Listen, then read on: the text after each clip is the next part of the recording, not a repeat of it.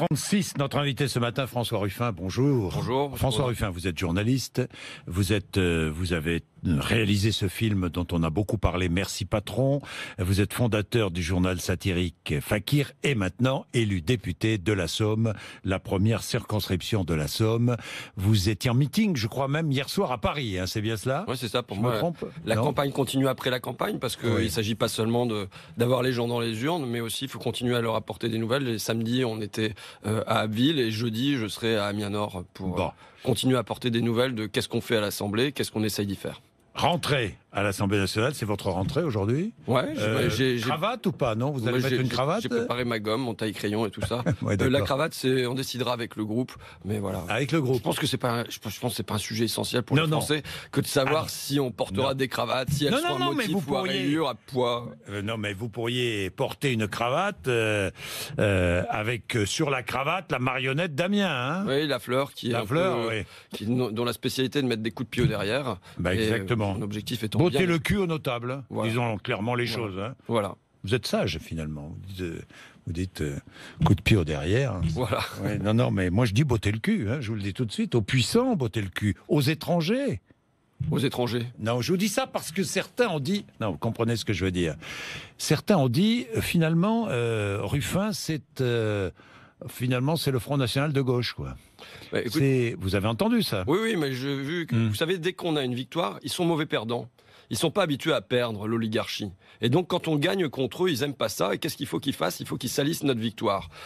Effectivement, nous avons été les seuls à nous bagarrer. Par exemple, sur le cas Whirlpool, il y avait les militants du Front National. Il y a Marine Le Pen qui n'a cessé de parler du cas Whirlpool. Est-ce qu'on a vu des marcheurs, un seul de ces élégants monsieur, venir devant l'usine Whirlpool pour dire « Attendez, il y a d'autres solutions que le Front National », il n'y avait personne. Les seuls qui étaient présents, c'était nous, Picardie Debout, qui étions là aux côtés des salariés de Whirlpool pour offrir un chemin plus fraternel et pour leur dire qu'il y avait une autre voie pour la colère et pour l'espoir. Et qu'est-ce qu'on a dit constamment? On a dit attention, si Whirlpool ferme, ce n'est pas de la faute des étrangers. Si jamais, quand Goodyear a fermé, ça n'est pas la faute des immigrés. C'est la faute des Polonais, quoi. Non, c'est pas la faute des Polonais. C'est la faute des actionnaires, en l'occurrence chez Whirlpool, des actionnaires américains et de leur patron Jeff Fettig qui lui se gave avec 13,5 millions d'euros. Les dividendes des actionnaires de Whirlpool ont augmenté de 10%. Donc voilà de qui c'est la responsabilité. Où en est Whirlpool d'ailleurs?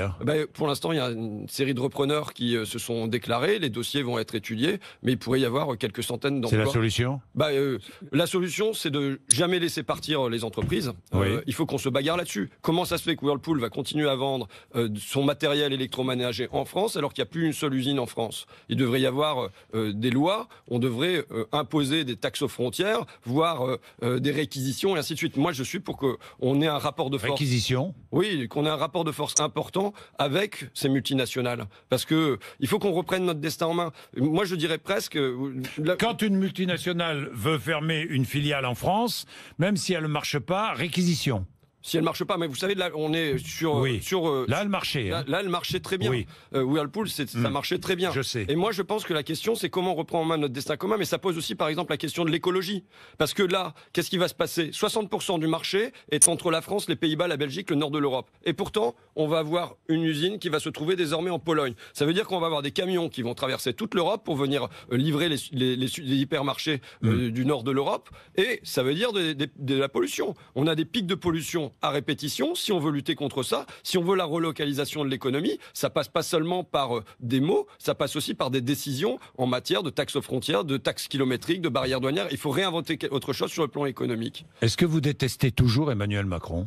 Moi, je n'ai jamais dit que je le détestais, mais je disais que je pouvais percevoir. Et je veux dire, le basculement qu'il y a eu dans le cas de mon élection dans l'entre-deux tours, où d'un seul coup on rattrape 10 points et on en regagne 12 sur le candidat macroniste, sur une ligne claire, c'est dites non à Macron. C'est pas détester Macron, c'est dites non à Macron. Dites non à la baisse des petites retraites. En tous les cas, vos électeurs détestent Macron, c'est ce que vous avez écrit. En tout cas, mes électeurs, ils ont montré qu'ils ne voulaient pas de cette politique-là. Vous êtes haï?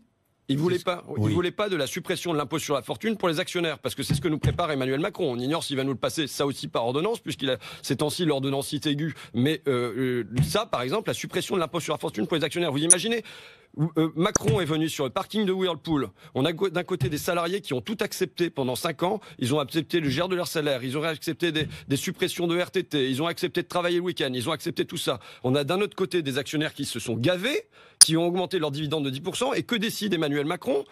Par ordonnance, de précariser encore davantage. Les actionnaires américains. Oui, de précariser encore davantage rien à voir avec les actionnaires français. Et de faire un cadeau aux actionnaires, qu'ils soient français ou autres. Donc voilà. Alors, est-ce que c'est ça ? Est-ce qu'on veut toujours servir les forts ? Ou bien, est-ce qu'on se met au service des faibles ? Même c'est se soumettre ou se soulever, la question. Vous avez même écrit, vous portez en vous la guerre sociale comme la nuée porte l'orage. La guerre sociale est prête ? Vous savez, là, on a un gouvernement qui a une forte légitimité sortie des urnes, il ne faut pas le nier. On va avoir un été où les Français vont penser davantage à aller sur les plages qu'à regarder ce qu'il va y avoir comme modification dans le Code du travail. Ça m'étonnerait que chacun amène son gros Code du travail. Je vais parler du Code du travail, de la réforme. À Berck, à Cailleux ou à Saint-Malo. Bon, voilà. Donc là, c'est pas... Voilà. Mais s'il continue... S'il démarre quand même très fort, des ordonnances, des volontés d'ordonnance tous azimuts, on demande ce qui va rester comme travail au Parlement. Bon, s'il fonce comme ça, sans tenir compte des autres voies qui existent dans le pays, mais oui, il va y avoir des conflits. Vous avez voté Marine Le Pen ou Emmanuel Macron ? J'ai voté ce que j'ai dû voter dans le secret de l'isoloir. Et l'isoloir est fait pour ça. Pourquoi ne pas dire d'ailleurs ? Parce que franchement, pourquoi ne pas le dire ? On se retrouve... Vous aimez la transparence. Quand on... oui. Quand on se retrouve à avoir le choix entre la peste et le choléra, entre la peste fasciste et le choléra de la finance, eh ben, on ne tire aucune fierté du choix qu'on était amené à faire. Donc vous avez voté Emmanuel Macron. J'ai souffert d'une amnésie immédiatement après. Donc vous avez voté Macron, mais vous avez oublié votre vote, quoi. J'ai bien compris. En tout cas, je ne tire aucune fierté du vote que j'ai dû faire à ce moment-là et que pas mal de gens ont dû faire. Et vous savez, mais malheureusement, c'est pas la première fois que ça se produit, puisque dans la région, au deuxième tour des régionales, on a eu une finale Xavier Bertrand, Marine Le Pen. Et sans parler de 2002. Maintenant, la question aujourd'hui, c'est par exemple comment on fait dans ma circonscription pour faire se rejoindre les classes populaires des campagnes, Flic-Secours par exemple, tout le Val-de-Nièvre et les quartiers nord d'Amiens. Aujourd'hui, les classes populaires sont divisées entre d'un côté les enfants d'immigrés et de l'autre côté les petits blancs, les prolétaires, les ouvriers des campagnes. Vous voyez ? Et si jamais ils sont divisés sur le terrain des votes, si jamais ils sont divisés sur le terrain des luttes, on est condamné à perdre. Donc aujourd'hui, bien souvent, les ouvriers des campagnes, comme vous dites, regardent d'un mauvais œil les enfants d'immigrés ou les immigrés eux-mêmes. Mais c'est ce que je dis bien. C'est le vrai problème. Votre vrai problème, il est là. C'est exactement ce que je dis, et je dirais même réciproquement. Les enfants d'immigrés regardent d'un mauvais œil les blancs des campagnes. Bien sûr. Tant qu'il y a ce divorce, cette déchirure, on est condamné à perdre, parce que l'oligarchie est tranquille. Et le Front National produit cette division en plaçant le débat sur un terrain culturel. Il produit ce déchirement entre ces classes populaires. Ce qu'il faut, c'est que nous, on pose le problème sur le plan économique et social, et qu'on parvienne à la réunion de ces classes populaires. On a obtenu, nous, lors d'un scrutin, mais ça n'est qu'un scrutin, la réunion des classes populaires avec Flic-Secours, qui pour le coup a voté pour 73% en ma faveur au deuxième tour de l'élection législative, et Amiens Nord, qui a aussi voté en ma faveur, de même que les quartiers populaires d'Abbeville et ainsi de suite. On a réussi le temps d'un scrutin. Il ne faut pas que ça dure une demi-journée ou 10 minutes, mais il faut qu'on arrive à faire exister une force qui réussisse ça dans la durée. Vous voilà député. Ouais. Après avoir été journaliste, après avoir réalisé un film qui a connu un vrai succès, vous allez vous payer au SMIC, donc si j'ai bien compris. J'ai pas très bien compris cette histoire de SMIC. Je pense pas que les Français. Vous l'avez dit. Je vais juste corriger un truc. Vous dites après avoir été journaliste. Moi, je prétends toujours être reporter aujourd'hui. Et voilà la manière dont je veux exercer ma fonction. On peut être journaliste et politique en même temps. Moi, je vais continuer à écrire dans. Je vous dis tout de suite, j'y crois pas. Oui, mais vous y croyez, moi, pas par moi. Par exemple, ma première demande, là, une lettre est partie pour l'hôpital psychiatrique Philippe Pinel à Amiens. Pourquoi ? Parce que il y a eu 3 suppressions de services en 3 ans. Bon, le 3e va avoir lieu. Et là, les malades se retrouvent dans des chambres complètement petites, il n'y a même plus la place pour une table de nuit, tellement on serre les lits, apparemment. Je voudrais aller vérifier ça. C'est-à-dire, je dis, avec pareille promiscuité, si on n'est pas malade mental en y entrant, on sera malade mental en sortant. Eh ben, je veux être député reporter, c'est-à-dire aller passer 24 heures dans ce service. Et vous savez, je pense que ça serait bien qu'on ait des députés, des ministres et des présidents on pourrait réinventer donc, cette émission. Le député journaliste, c'est pareil, hein. Vous êtes favorable ou pas à la suppression de l'avantage fiscal des journalistes ?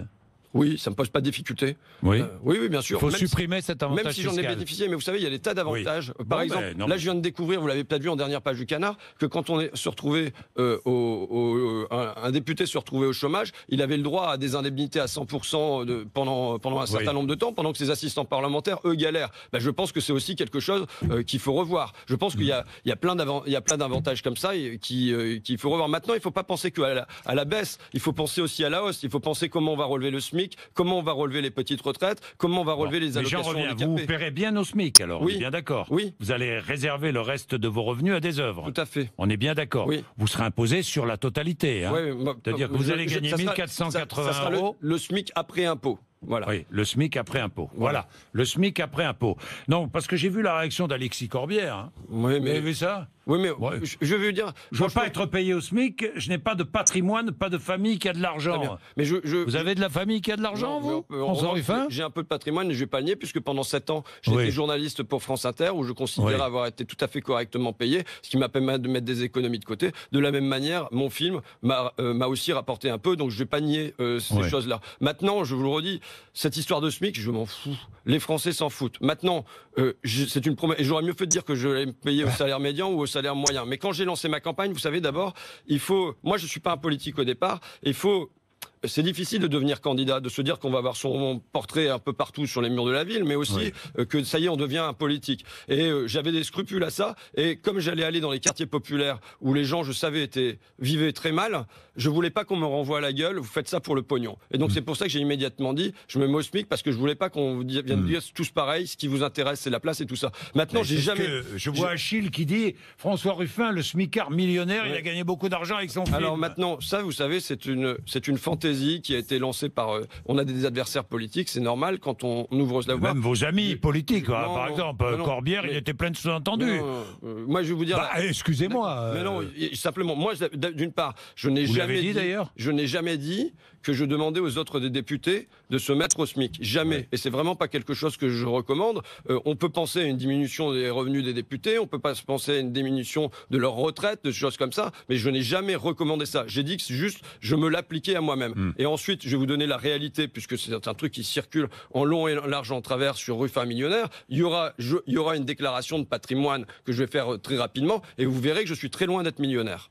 Est-ce qu'il y a une collusion entre pouvoir politique et médiatique ? En tout cas, il y a le pouvoir, et vous semblez oublier le pouvoir économique, c'est-à-dire qui sont aussi les propriétaires d'un certain nombre de médias. Vous savez par exemple que personnellement, je suis constamment censuré par Le Parisien ou Les Échos. Pourquoi ? Parce que c'est la propriété de Bernard Arnault sur lequel j'ai fait un film. Donc là, il y a quelque chose qui est relativement évident. Et je pense qu'il y a la nécessité de libérer les médias du pouvoir des milliardaires. Donc collusion entre pouvoir politique, économique et médiatique. On voit qu'il peut y avoir, c'est ce que vous pensez. Il y a des points de croisement. Mais vous, qui êtes maintenant le chouchou des médias un peu, hein, parce que vous êtes à part Le Parisien, Les Échos et le groupe de Bernard Arnault, sinon vous êtes invité partout. Hein, je vais pas partout, Monsieur Bourdin. Bon, c'est vrai. Oui, bien sûr. Vous choisissez ? Évidemment. Vous choisissez. Merci de venir ici parce que vous avez choisi la liberté, l'indépendance. Samedi soir, je fais tout pour être au plus près des gens. Et donc voilà, samedi dernier, j'ai passé une journée dans tous les quartiers populaires d'Abbeville et mon plaisir est là, plus qu'à faire les plateaux télé. Je suis pas parisien. Là, j'ai passé une nuit à Paris. Vraisemblablement, je passerai une ou deux nuits par semaine à Paris. Oui. Mais c'est pas ça qui. C'est tout. Ouais, voilà. Le reste du temps dans votre circonscription. J'aime pas Paris parce que en fait, pour faire du sport, c'est vraiment compliqué, quoi. On a l'impression que dès qu'on va courir dans un parc, on a l'impression que c'est le marathon de New York tellement il y a de monde. Et pareil à la piscine, c'est le périphérique aux heures de pointe, il faut mettre son clignotant pour doubler, quoi. Oui. Donc vous êtes mieux en Picardie. Je suis beaucoup mieux chez moi, Amiens. Oui, bien. Votre première question à l'Assemblée, ce sera quoi ? J'ai préparé là une question écrite au gouvernement sur la situation des Simply Markets, c'est-à-dire le groupe Auchan, qui au niveau national... Groupe Auchan, voilà, groupe donc Mulliez. La famille Mulliez, qui au niveau national a décidé de supprimer 870 postes sous couvert de réorganisation, donc ils réorganisent tant qu'on veut, mais enfin c'est un groupe qui se porte très bien, qui a vu à la fois ses profits augmenter cette année et aussi ses dividendes. Donc, que compte faire le gouvernement? Qu'est-ce qu'il y aura dans la loi travail pour empêcher que des gros groupes comme ça et aussi que c'est l'un des groupes qui a bénéficié le plus du crédit impôt compétitivité emploi. Donc moi j'ai des grosses questions sur ces aides qu'on fournit aux entreprises et qui derrière ne débouchent sur aucun emploi, mais au contraire débouchent sur des suppressions. La loi travail, évidemment, vous la contestez déjà. Oui. Hein, malgré la concertation avec les syndicats, on ne sait pas exactement ce qu'il y aura dans cette loi, mais déjà, sur ce qu'on sait, vous contestez, vous voterez contre, vous ne voterez pas la confiance, j'imagine, au Premier ministre. Non. Non. Non. Bon. Est-ce que vous pourrez voter différemment dans votre groupe, la France Insoumise? Ouais, je l'ai dit, je le répète. Vous allez suivre Jean-Luc Mélenchon Je l'ai dit, je le répète, je voterai en mon âme et conscience en toute indépendance. Je m'y suis engagé auprès de mes électeurs. Maintenant, vous savez, il n'y a pas besoin qu'il y ait une discipline pour que je sois convaincu que sur la très vaste majorité des sujets, je suis d'accord avec Jean-Luc Mélenchon. Vous pourriez voter, par exemple, la diminution, le dédoublement des classes? Oui, maintenant j'aimerais bien en discuter d'abord avec les enseignants et les parents d'élèves de ma circonscription pour voir quelles en sont les conséquences. Parce que si c'est déshabiller Pierre pour habiller Paul, c'est-à-dire enlever des maîtres en CM1, CM2 et ainsi de suite, grossir les effectifs de ces classes pour dédoubler les classes dans les CP, s'il s'agit de mettre des cloisons au milieu des classes parce qu'on n'a pas de locaux disponibles pour faire ça, je pense que ça va pas dans le bon sens et en tout cas peut-être que c'est pas un truc qu'il faut passer par ordonnance pendant l'été en allant très vite et en faisant n'importe quoi à la rentrée. Donc ma première démarche, je suis favorable à cette mesure-là. Je suis favorable à la diminution des effectifs à tous les niveaux du primaire, mais aussi en pensant au collège et au lycée. Il n'y a pas de raison de ne pas penser que l'éducation est une priorité, mais pas seulement en CP. Mais maintenant, je veux discuter avec les gens de ma circonscription pour voir dans quelles conditions ça se fait. Vous avez vu les dernières informations politiques, Jean-Pierre Raffarin qui quitte le monde politique, Manuel Valls qui quitte le Parti socialiste, ça vous surprend tout cela ou... Oui, vous savez, je sais pour moi, s'en moque quoi. Ouais, moi je sais pourquoi je suis là. Hier, il y avait une auxiliaire de vie sociale qui venait témoigner. Vous savez, ces gens qui s'occupent des personnes âgées, elles vont voir leurs revenus dans mon département baisser de 30% sous couvert de réduction des déficits. C'est-à-dire, ce sont des centaines de milliers de personnes qui aujourd'hui vivent à la limite du seuil de pauvreté et qui vont glisser en dessous. Voilà, je sais pourquoi je suis là, moi. Je suis là pour porter leur voix de la même manière pour les animateurs du périscolaire, pour un certain nombre d'emplois de services dont on nous dit qu'ils sont des emplois d'avenir et qui pour autant vivent dans une grande précarité et parfois dans la pauvreté. Je sais pourquoi je suis là. Je suis là parce que samedi dernier, je me trouvais à Abbeville et je croise la famille d'un ex-goudieur qui risque l'expulsion à la fin du mois de juillet. Voilà pourquoi je suis là. Je suis là parce que je vois un vigile qui est un copain du foot, qui vient sur Paris pour surveiller des concerts, qui est payé 10 € de l'heure, qui fait 5 à 8 heures et qui paye 40 € de train, c'est-à-dire qui termine sa nuit à 2 h du matin sur les bancs de la gare du Nord pour reprendre le train le lendemain parce qu'il n'a pas de quoi se payer une nuit d'hôtel ou qu'on lui offre pas. Et donc c'est des gens qui travaillent, voilà, lui travaille, il travaille 5 à 8 heures et il s'en sort avec 10 à 40 € de revenus à la fin de sa journée parce qu'il a son train à payer. Je sais que je suis là pour ces gens-là et je suis pas là pour discuter de Manuel Valls, Jean-Pierre Raffarin, le SMIC, la cravate et ainsi de suite. Bon, alors, Picard comme vous, Emmanuel Macron, Picard comme vous, François Ruffin, décidément, la Picardie est à l'honneur, mais j'ai une dernière question. Il a déclaré à propos des migrants qu'il fallait accueillir les migrants. Là, vous l'approuvez, là, ou pas? Je l'approuve, il n'y a pas de problème. Moi, je suis pour une France qui est généreuse. Oui. Maintenant, je suis né à Calais. Oui. Sur la situation très Vous êtes concrète. né à Calais, oui. Sur la situation très concrète de Calais. Mais il faut en finir avec les accords du Touquet. On a des gens qui viennent là à Calais parce qu'ils veulent aller en Angleterre. Pourquoi la police anglaise s'installe sur le territoire français?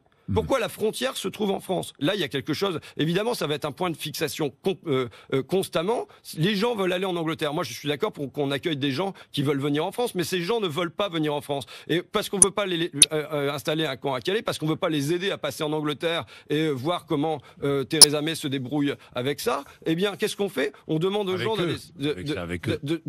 on essaie de faire des centres dans les Ardennes, en Indre-et-Loire et machin, mais les gens, ils parlent anglais, ils veulent aller en Angleterre. Est-ce que c'est à nous de faire la police sur le sol sur la police anglaise sur le sol français. Comment ça se fait qu'on a laissé s'installer cette frontière à ce niveau-là? Bien, je vois que, que votre patron de groupe, Jean-Luc Mélenchon, aura un rival. Pas du tout. Non. Pas du Non. tout. Non, mais Non. Bon. vous savez, la bataille, elle n'est pas entre moi et Jean-Luc Mélenchon, elle n'était pas entre la France insoumise et entre les communistes, elle est entre... Ces excès ne vous ont pas gêné à aucun moment? Non, mais vous savez, moi j'étais tellement dans ma bagarre, parce que Oui. ça a été une campagne de porte-à-porte et ainsi de suite phénoménale, que ce qui se passait au niveau national, je n'y prêtais qu'un intérêt modéré. Mais la bagarre, elle n'est pas là. Je sais que c'est le jeu des médias de venir chercher des petites bisbilles entre Alexis Corbière, moi, Jean-Luc Mélenchon, la France insoumise. Mais c'est pas chercher, c'est la réalité, pardon. Aujourd'hui, la question c'est comment on fait pour battre en brèche la loi travail, comment on fait pour redonner, ranimer de l'espérance chez les gens, comment on fait pour combattre cette oligarchie qui va être néfaste sur les plans écologiques. Je vous félicite pour l'information sortie sur les néocotinoïdes et négative sur le plan social et aussi, je pense, on verra, mais sur le plan économique. Comment on va faire pour combattre ça? C'est là qu'est la question. Merci François Ruffin d'être venu nous voir. 8h57, nous nous retrouverons. RMC BFM TV. Merci à vous, Monsieur Bourdin.